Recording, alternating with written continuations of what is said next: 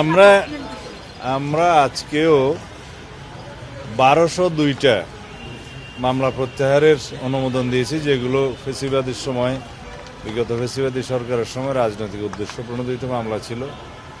এগুলো প্রত্যাহারের জন্য আজকে অনুমোদন দেওয়া হয়েছে।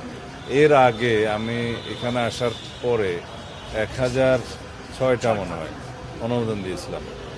আর যে সমস্ত মামলা প্রত্যাহারের জন্য বিগত ইন্টারিম সরকারের সময় উদ্যোগ নিয়েছিল, রাজনৈতিক উদ্দেশ্যে হয়রানিমূলক, মিথ্যা এবং বানোয়াট মামলা দিয়েছিল বিগত 17 বছরে রাজনৈতিক কর্মী সহ অন্যান্য সমাজের বিভিন্ন স্তরের মানুষের বিরুদ্ধে, সাংবাদিক সহ, সেই সমস্ত মামলা বিবেচনা করা হয়েছিল মার্ডার কেস বাদে এক্সপ্লোসিভ এবং অস্ত্র মামলা, মাদক আর একটা যেন নারী শিশু, এই বিষয়ে মামলাগুলো বাদে বাকি মামলাগুলো বিবেচনায় নেওয়া হয়েছিল। আর এটা ওইটা না, কাপড় ধোয়ার একটাই সলিউশন, চাকা অল ইন ওয়ান।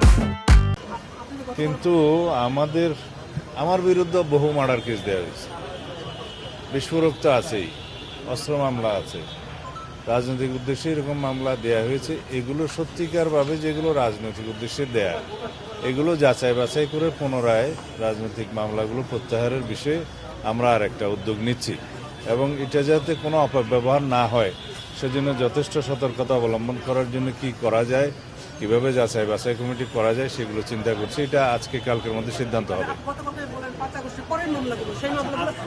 ওগুলো আলাদা, ওগুলো আলাদা, এগুলো তো বিগত 17 বছরের মামলাগুলোর কথা বললাম। কিন্তু 5 আগস্টের পরে যে সমস্ত মামলায় শয়ে হাজারে হাজারে আসামি করা হয়েছে, এরকম কিছু মামলা আছে। ওখানে হয়রানির উদ্দেশ্যে বিভিন্ন হয়তো শত্রুতামূলক কিছু লোককে আসামি করা হয়েছে বিভিন্নভাবে, কিছু সুবিধাবাদী শ্রেণী, এরকম কিছু আমাদের নজরে এসছে।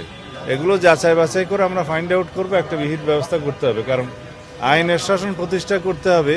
আর মামলাবাজির মধ্য দিয়ে যদি কারো হয়রানি হয় তো সেটা আইনের শাসন হলো না। পুলিশের পোশাক পরিবর্তনের বিষয়ে এগুলো বাকি বিষয় পরে কথা বলবো, কাজ আছে, পরে কথা বলবো।